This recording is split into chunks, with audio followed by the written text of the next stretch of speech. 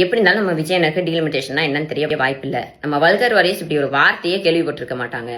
மொத்தம் எத்தனை தொகுதி இருக்குன்னே அவங்களுக்கு தெரியாது. இப்போ வரைக்கும் எம்பி வந்து 543 எம்பி இருக்காங்க. இது 550 வரைக்கும் கொண்டு போகலான்னு நம்ம கான்ஸ்டியூஷன் சொல்லுதுங்க. முக்கியமா பார்த்தோம்னா இந்த 543 850 மாத்துறதுக்காக, அதுவும் பாப்புலேஷன் வைஸ் பேஸ்டா மாத்துறதுக்காக தான் இன்னைக்கு அவசர அவசரமா நாடாளுமன்ற சிறப்பு கூட்டத்தொடர் வந்து கூட்டி இருக்கிறாங்க.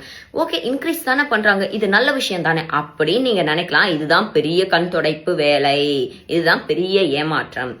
அதாவது வட மாநிலங்களான பீகார், உத்தரப்பிரதேஷ், மத்திய பிரதேசம் மட்டும் எடுத்தோம்னா இப்போ வரைக்கும் அங்க 149 எம்பி இருக்காங்க. இதே தமிழ்நாடு, கேரளா, கர்நாடகாவை எடுத்தோம்னா இன்னைக்கு இங்க 89 எம்பி தான் இருக்காங்க.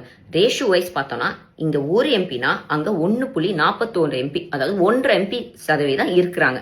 இப்ப இதை இன்க்ரீஸ் பண்ணாங்கன்னா நம்ம 3 ஸ்டேட்டுக்கு ஒரு 110 எம்பியும் அவங்களுக்கு 250 எம்பியும் கிடைக்கும். அப்ப இங்க ஒரு எம்பினா அங்க 2.41 எம்பி, 2 எம்பி கூட்டி கொடுக்குறாங்களாம். சரியா? சரி, எங்கிட்ட நாங்க கொடுக்குற வரி காசுல வந்து நாங்க ₹1 கொடுத்தா 35 பைசா தான் திருப்பி கொடுக்குறீங்க.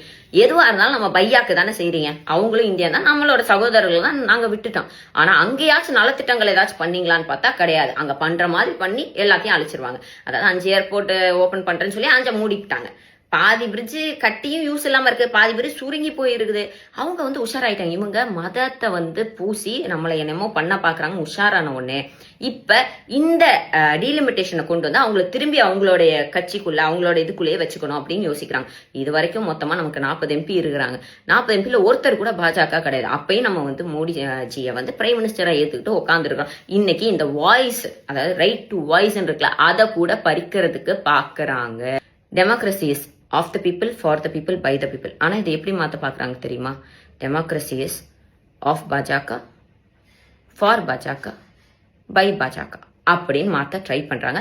நாங்கெல்லாம் ஏமாறதுக்கு ரெடியா இல்லை சார். ஸோ இன்னைக்கு எல்லாரும் வந்து கருப்பு கொடி உங்களோட வீட்டில் கட்டி இதுக்கான போராட்டத்தை வெளிப்படுத்தணும்னு நம்ம கழக தலைவரும் கேட்டிருக்கிறாங்க.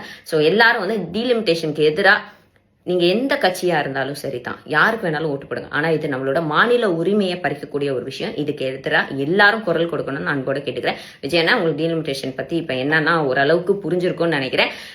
ஆக மொத்தம் ஆஸ் யூஷுவல் எப்படி திருப்பரங்குன்ற விஷயத்துல நீங்க அமைதியா இருந்தீங்களோ அதே மாதிரி இதுக்கும் நீங்க அமைதியா இருந்து உங்களுடைய ஓனர் பிஜேபிக்கு நல்லா சப்போர்ட் பண்ணலான்னு. நன்றி.